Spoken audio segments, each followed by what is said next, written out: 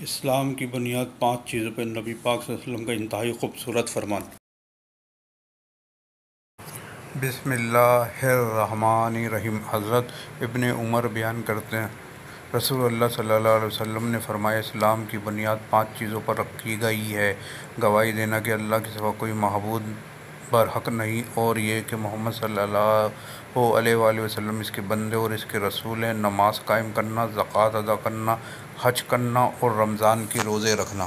حضرت ابو ہریرہ بیان کرتے ہیں، نبی کریم صلی اللہ علیہ وآلہ وسلم نے فرمایا، ایمان کی 70 سے کچھ زائد شاخیں ہیں، ان میں سب سے افضل یہ ہے کہ اللہ کے سوا کوئی معبود برحق نہیں، اور سب سے ادنیٰ یہ کہ راستے سے تکلیف دہ چیز کو ہٹا دینا، اور حیا بھی ایمان کی شاخ ہے۔ مشکوٰۃ مصحف حدیث نمبر 5۔ بسم اللہ الرحمن الرحیم۔ حضرت انس بیان کرتے ہیں، رسول اللہ صلی اللہ علیہ وسلم نے فرمایا، جس شخص میں 3 خصلتیں ہوں، اس نے اس کے ذریعے ایمان کی لذت اور حلاوت کو پا لیا، جس کو اللہ اور اس کے رسول سب سے زیادہ محبوب ہوں۔ جو شخص کسی سے محض اللہ کی رضا کی خاطر محبت کرتا ہو، اور جو شخص دوبارہ کافر بنا اس کے بعد کہ اللہ نے اس سے بچا لیا، اسے ایسے ناپسند کرتا ہو جیسے وہ آگ میں ڈالا جانا ناپسند کرتا ہے۔